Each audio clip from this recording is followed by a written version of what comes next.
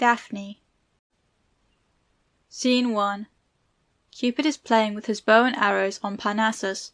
Apollo bids him leave such weapons for stronger hands. I wonder that Venus gave her son such a warlike plaything. It is unsuited to hands so soft as yours. Yet I have a good aim, and many have suffered from my wounds. Gather roses, and weave them into garlands, taking care that the thorns prick not your tender fingers.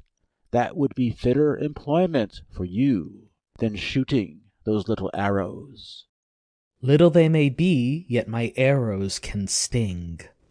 What could your arrows avail against the python?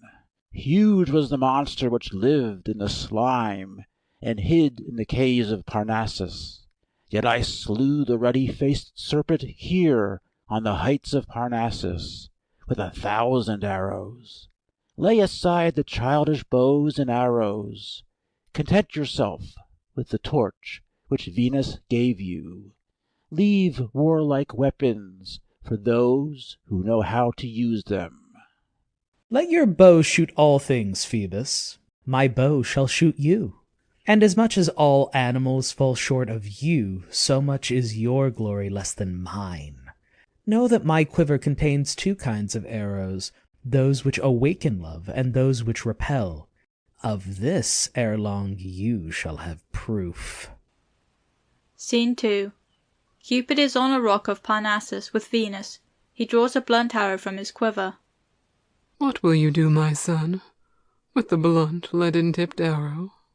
Cupid, fitting the arrow into his bow. Apollo says I have no right to use his weapons, the bow and arrow. He bids me lay them aside and play with flowers. I will be revenged upon him. Has Apollo ever felt your dart? No, but he shall do so ere the day ends. I see. You will pierce him with a golden arrow to awaken love, and strike with a leaden shaft her whom he loves to awaken disgust. Is it not a sweet revenge? Sweet indeed. Who is the maid? Daphne, daughter of Peneus the river god. As soon as the leaden arrow strikes her, she shall detest the very name of love, and shall fly from all lovers. Then a golden arrow from my quiver shall pierce Phoebus to the marrow, and he shall be seized with love for the maiden. So will I teach Phoebus to fear my arrows, small as they are.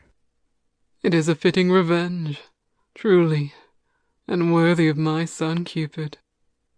Scene 3. The river bank. Urge me no more, my father. I abhor even the name of love, and none of my suitors please me.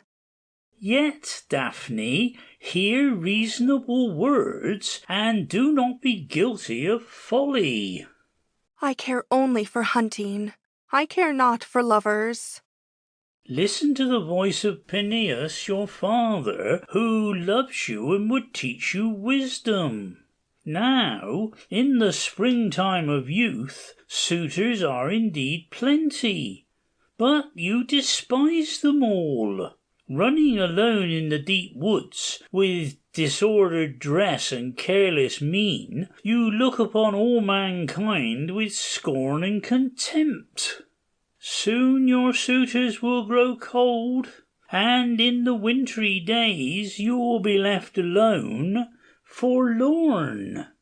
Repent ere it is too late, and be kind as other maidens are. The maiden I would pattern after was not such as you would have me.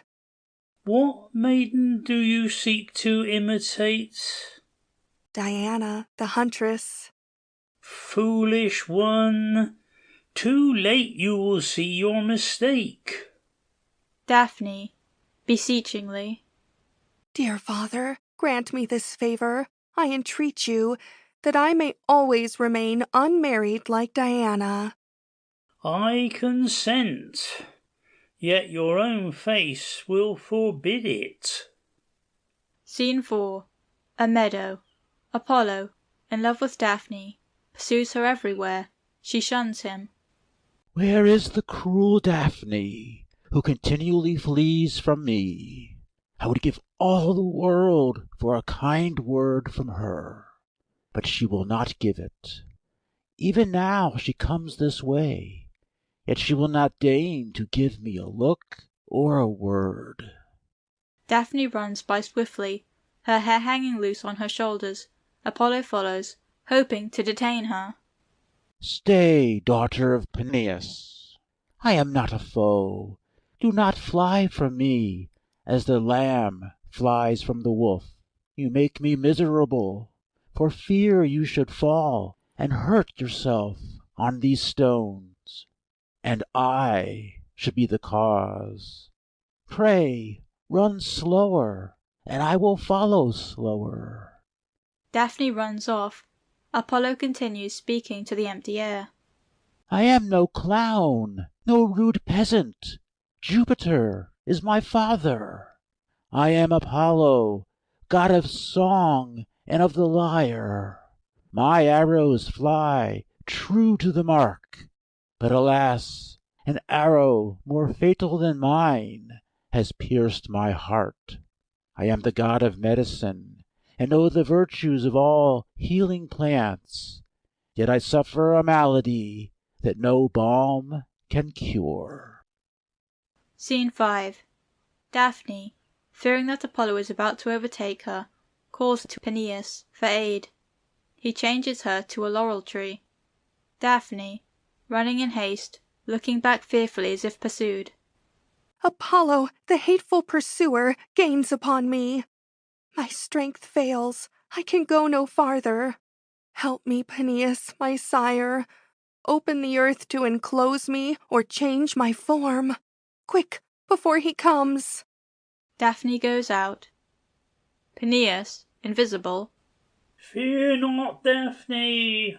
I will save you. After a moment, Apollo appears.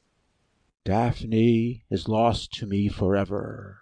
Overcome by fear, she called to Peneus to save her from me. Scarcely had she spoken, when a stiffness seized all her limbs.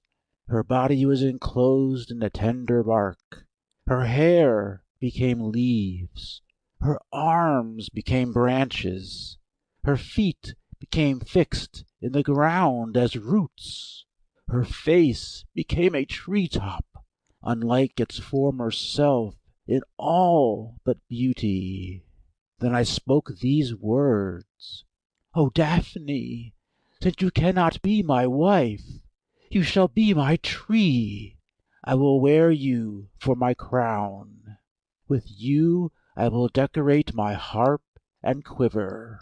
When the great Roman conquerors go in triumph to the Capitol, you shall be woven into wreaths for their brows. And as eternal youth is mine, your leaf shall be always green and know no decay. These words I spoke to the tree, and it bowed its head in thanks. End of Daphne.